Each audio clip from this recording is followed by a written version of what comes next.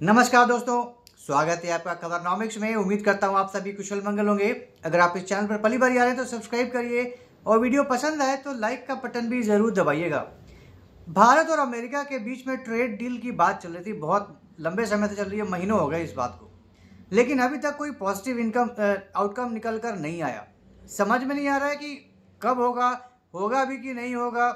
Indian team America जाती है, meeting होता है, आ जाती है टीम वापस। अमेरिकन टीम इंडिया आती है, मीटिंग होती है, चले जाते हैं वापस। यही लगा हुआ है और कई राउंड्स ऑफ मीटिंग्स हो चुकी हैं अब तक। समझ में नहीं आ रहा हो क्या रहा है। डोनाल्ड ट्रंप ने अपना काम इसमें ज़रूर किया है, अड़ंगा लगाने का। टैरिफ का जो तड़का मारा था वो बहुत ही तगड़ा तड़का था और उसका बहुत ही ज़्यादा उसका असर देखने को मिला। तो यही लग रहा था कि जो गंद मचाया हुआ है डोनाल्ड ट्रंप, सिर्फ टैरिफ ही छोड़िए, टैरिफ तो पहला स्टेप था, उसके बाद जो और हरकतें कर रहा था चाबार पे, जो सैंक्शन था वो फिर रिवोक कर दिया, वहाँ पे अड़ंगा लगा दिया।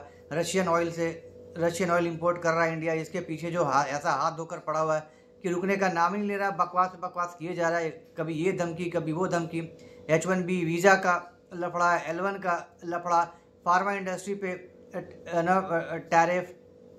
तो मतलब क्या करेगा क्या नहीं है। और अब पाकिस्तान के साथ जो गलबैया करने में लगे हुए हैं डोनाल्ड ट्रंप, मतलब गजब तरीके से, बिल्कुल ही खुलेआम जिस तरीके से पाकिस्तान को गले लगा रहे हैं डोनाल्ड ट्रंप और जिस तरीके से पुचकार रहे हैं, उससे साफ संदेश मिलता है भारत को और दुनिया को कि भाई ये सब इंडिया को जलाने के लिए डोनाल्ड ट्रंप कर रहे हैं। दिखाना चाहते हैं, बताना चाहते हैं, जताना चाहते हैं कि बेटा तू मेरे साथ पंगे ले रहा है, तू मेरे से दुश्मनी ले रहा है, तो देख अब मैं तेरे दुश्मन के साथ क्या करता हूँ, अब तेरी मैं खाट खड़ी करता हूँ। यही पूरा उनके सारी हरकतें इसी को दर्शाती हैं। लेकिन अब एक खबर निकल के आई है जो बहुत बड़ी खबर और बहुत पॉजिटिव खबर ये है कि इंडिया यूएस का ट्रेड डील हो गया है। हो गया, बहुत क्या बात है, तो बहुत ही शानदार बात है। ये तो कभी आया नहीं, अभी ये साइन नहीं हुआ है, अभी मुहर नहीं लगा है, लेकिन ये डील अब हो गया है। पीयूष गोयल अभी गए थे अमेरिका में, वहाँ पर उन्होंने मुलाकात की, मीटिंग हुई थी और उन्होंने इस मीटिंग के बाद पीयूष गोयल ने कहा था कि the meeting was very very positive. American उनके जो काउंटर पार्ट थी जो मीटिंग में, उनका भी बयान था कि the meeting has been very very positive, बहुत अच्छा रहा। अगर आपने नोटिस किया, अगर आपने ट्रेड डील के ऊपर अगर आपने नोटिस किया है, अगर आप उसको फॉलो कर रहे हैं महीनों से, आपने ये नोटिस किया होगा कि पीयूष गोयल ने चाहे मिनिस्ट्री की तरफ से कभी भी नेगेटिव कमेंट कभी नहीं आया था कि भाई ये पेंच लग गया है, ये नहीं मान रहा, वो नहीं मान रहा। मोदी जी इस बात पर तो अड़े थे, ये जग जाहिर था कि मोदी जी ट्रंप के प्रेशर में आके इंडियन फार्म इंडस्ट्री को नहीं खोलने जा रहे थे, डेयरी इंडस्ट्री नहीं खोलने जा रहे थे, फिशरी इंडस्ट्री नहीं खोलने जा रहे थे। ये इनका साफ था कि हम इस पर कॉम्प्रोमाइज़ नहीं कर सकते, हम अपने किसानों के साथ धोखा नहीं कर सकते, हम अपनी डेयरी इंडस्ट्री में लगे हुए लोगों के साथ धोखा नहीं कर सकते, अपनी फिशरी इंडस्ट्री में काम करने वाले के साथ, मछुआरों के साथ धोखा नहीं कर सकते। हम नहीं खोलेंगे ये इंडस्ट्री, तुम्हारा जेनेटिकली मॉडिफाइड माल को यहाँ डंप करने के लिए हम अपना मार्केट नहीं खोलेंगे।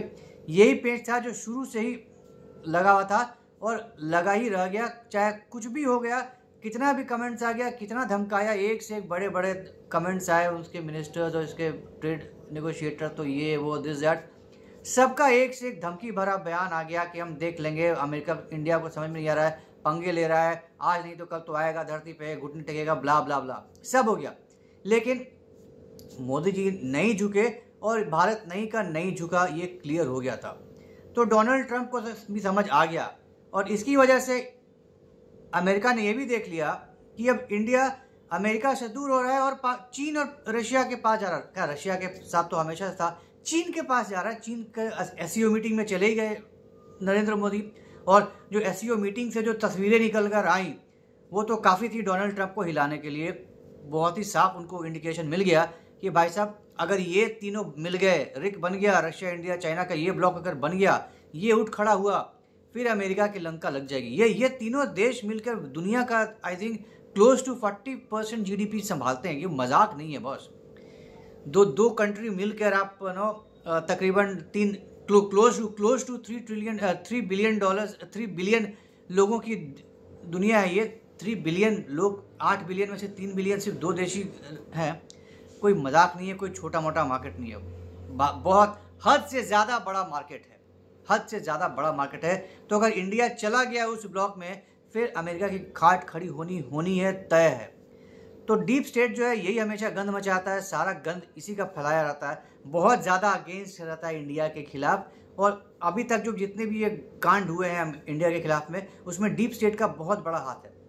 तो डोनाल्ड ट्रंप ने भी साफ इंडिकेशन दे दिया डीप स्टेट को कि बॉस तुम अपने अगर करोगे, गंद मचाते रहोगे तो इंडिया तो गया, इंडिया तो अपने हाथ से निकल गया और गया चाइना के ब्लॉक में, गया चाइना और रशिया के ब्लॉक में। और अगर ऐसा हो गया, कंफर्म हो गया, पूरी तरह से चला गया, फिर हमें कोई बचाने वाला नहीं होगा, फिर तुम घंटा बजाता रहना बैठ के। तो ये समझ में आ गया, डीप स्टेट को भी समझ में आ गया, डोनाल्ड ट्रंप को भी समझ में आ गया। ये टैरिफ शैरिफ ये वो दिस दैट, ये सिर्फ पब्लिक कंजम्पशन के लिए चीज़ें थी, ये दिखाना था कि हम कुछ कर रहे हैं। इंडिया भाई रसूखदार हैं, डॉन हैं हम दुनिया के, तो कुछ ना कुछ तो हम करेंगे ना। दुनिया को भी तो एहसास होना चाहिए कि अमेरिका को गुस्सा आ गया है, अमेरिका खुश नहीं है, तो देखो क्या क्या कर रहा है, किसी को नहीं छोड़ता। जो इंडिया, जो इसका सो कॉल्ड स्ट्रेटेजिक पार्टनर था, इतना पुराना दोस्त था इंडिया, मोदी जी और ट्रंप में इतनी घनिष्ठता थी, देख लो अपने दोस्त के साथ भी, अपने घनिष्ठ दोस्त के साथ भी क्या कर सकता है अमेरिका। तो किसी इसके साथ पंगा लेना ठीक नहीं है भाई।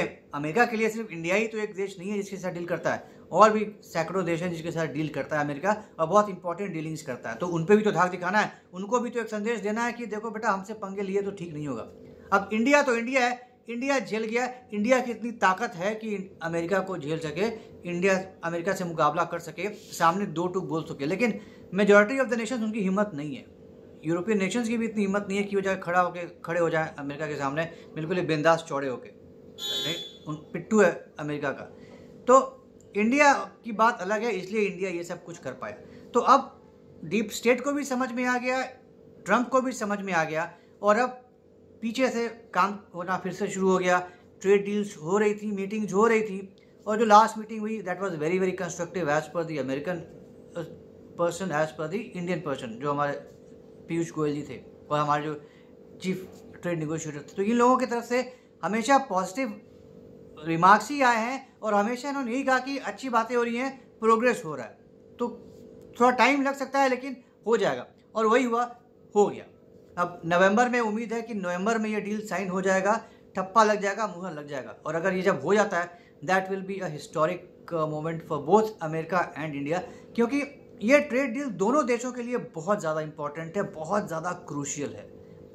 $500 बिलियन तक पहुंचाना चाहते हैं दोनों देश आपस में, एक दूसरे का आपसी ट्रेड। ये कोई छोटा मोटा चीज़ नहीं है। तो जाहिर सी बात है सिर्फ अमेरिका ही कोई फ़ायदा नहीं होगा, सिर्फ इंडिया को ही फ़ायदा नहीं होगा, दोनों देशों को बहुत बड़े पैमाने पर फ़ायदा होगा। और आज के डेट में अगर आप अपने ट्रेड रिलेशंस ख़राब करते हैं तो इसका खामियाजा खुद ही भुगतना पड़ता है। आप दूसरे को पनिश करना चाहते हैं, करते हैं, लेकिन आपका भी बहुत बड़ा नुकसान होता है। और ये अफोर्ड नहीं कर सकता अमेरिका आज के टाइम पे, क्योंकि चाइना बैठा है उसको हथियाने के लिए। तो नहीं कर सकता ये गलती अमेरिका। तो बेटर लेट देन नेवर, हो गया।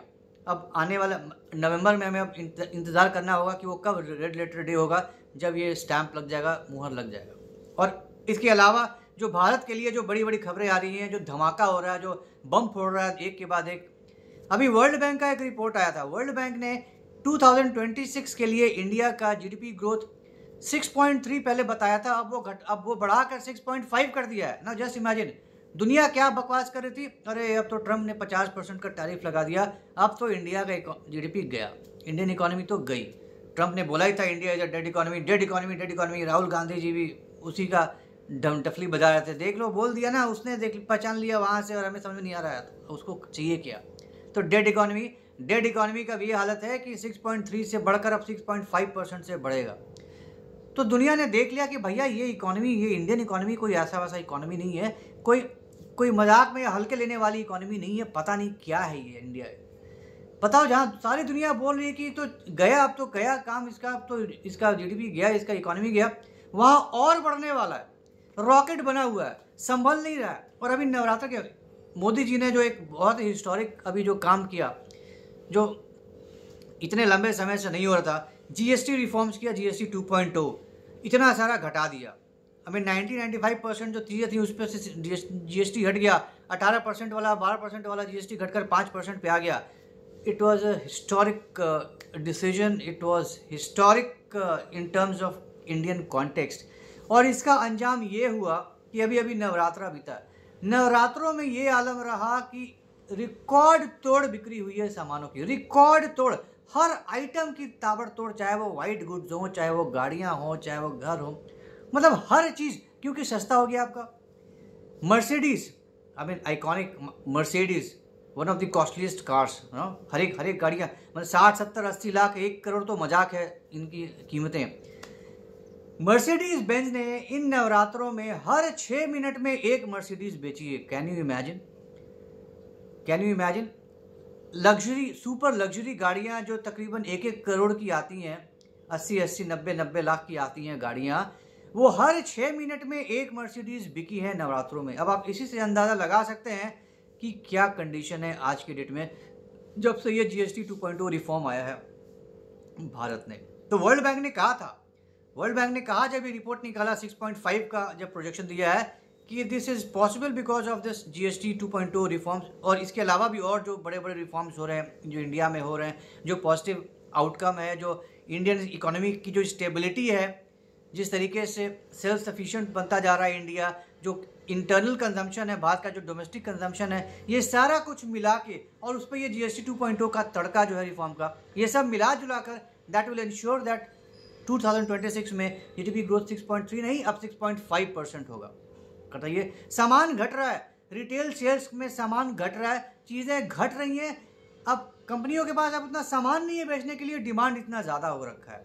आप किसी भी चीज़ को उठाकर देख लो, आप न्यूज़ उठाकर देख लो, आप गूगल कर लो, क्या हालत थी नवरात्रों में। और अभी तो दिवाली आ रहा है, अभी वही कहानी ख़त्म नहीं हुई, अभी तो सबसे बिगेस्ट जो अभी टाइम आ रहा है, दिवाली अब आ गया है, सामने खड़ा है। इस समय जो धमाका होगा वो तो देखने वाली बात होगी, हर साल ही इतना होता है। अभी इस नए मोड में, इस नए सिचुएशन में अब क्या होने वाला है, क्या धमाका होने वाला है दिवाली में, वो देखने वाली बात होगी। दिवाली में रिकॉर्ड, कौन सा रिकॉर्ड टूटता है सेल्स का, ये भी एक देखने वाली बात होगी, ये भी मे भी एक केस स्टडी बन जाए। तो दुनिया चाहे जो भी बकवास कर ले, चाहे जो भी हो जाए, अभी यूके के प्राइम मिनिस्टर हैं स्टारमर, पहुंच चुके हैं इंडिया। अब तक की हिस्ट्री का, अभी तक के यूके के हिस्ट्री का ये सबसे बड़ा ट्रेड डेलीगेशन लेकर आए हैं। 125 लोग, 125 लोगों का ट्रेड डेलीगेशन लेकर आए हैं स्टारमर इंडिया में। अब इसी से साफ पता चलता है कि इंडिया का क्या इंपॉर्टेंस है, किस तरीके से यूके देखता है इंडिया को। अभी इंडिया यूके का FTA भी साइन हो गया है। तो Starmer, he doesn't want to leave any one chance, कोई चांस नहीं छोड़ना चाहते हैं अपना पोजीशन को कंसोलिडेट करने के लिए यूके में। And he wants to ensure कि वो ये हिस्ट्री बुक्स में चले जाएं यूके के, कि उनके अंडर, उनके लीडरशिप में इंडिया और यूके में रिलेशंस कहाँ से कहाँ पहुँच गया। 125 लोगों को रोल्स रॉयस और लंदन स्टॉक एक्सचेंज और बड़े बड़े जितने भी वहाँ के बड़े बड़े कॉन्ग्लोमरेट्स हैं यूके के, उन सबके डेलीगेट्स आए हैं, सबके रिप्रेजेंटेटिव्स आए हैं इंडिया में इस मीटिंग के लिए। तो इसी से आप अंदाज़ा लगा सकते हैं कि इंडिया कितना इंपॉर्टेंट मार्केट है, कितना इंपॉर्टेंट कंट्री है, कितना स्ट्रांग बन चुका है कि अब चुंबक की तरह दुनिया को अपनी तरफ समेट रहा है। EFTA जो भी हमने बात किया था, राइट, तो यूरोपियन फ्री ट्रेड एसोसिएशन, जिसके साथ $100 बिलियन का कमिटमेंट किया था, ये सिर्फ 4 देश मिलकर, कि इंडिया में अगले 15 साल में, अगले 10 साल में हम $100 बिलियन खर्च करेंगे अगले 15 साल में। ना जस्ट इमेजिन, पहले 10 साल में 5 बिलियन आएगा, और बाद के 5 साल में और फिर से, पहले 10 साल में $50 बिलियन आएंगे, और नेक्स्ट 5 ईयर्स में $50 बिलियन आएंगे। तो $100 बिलियन ये 4 देश मिलकर इन्वेस्ट करेंगे इंडिया में। तो बरस रहा है डॉलर्स, बरस रहे हैं इन्वेस्टमेंट्स, FDIs बरस रही हैं इंडिया में। हर तरीके से इंडिया बिल्कुल ही आसमान छू रहा है। डिफेंस में हमने देख ही लिया क्या धुआंधार धमाल मचा रहा है, कोई भी आप सेक्टर ले लो, सब में धमाल मचा रहा है। तो अभी भारत का स्वर्णिम समय अब शुरू हो चुका है, और अब इंडिया को रोकने वाला कोई नहीं है, कोई माइकल आयल नहीं है जो इंडिया को रोक दे। तो ये थी इतनी सारी ढेर सारी अच्छी खबरों का एक डिस्कशन। उम्मीद करता हूँ आपको पसंद आया होगा। तो अगर ये कंटेंट पसंद आया तो हमारे इस वीडियो को लाइक करिए, शेयर करिए, और हमारे चैनल को सब्सक्राइब जरूर करिए, बेल आइकन भी जरूर दबा दीजिएगा। तो जल्दी मिलेंगे कैसे नए इंटरेस्टिंग वीडियो के साथ, तब तक के लिए जय हिंद, जय अखंड भारत, नमस्कार।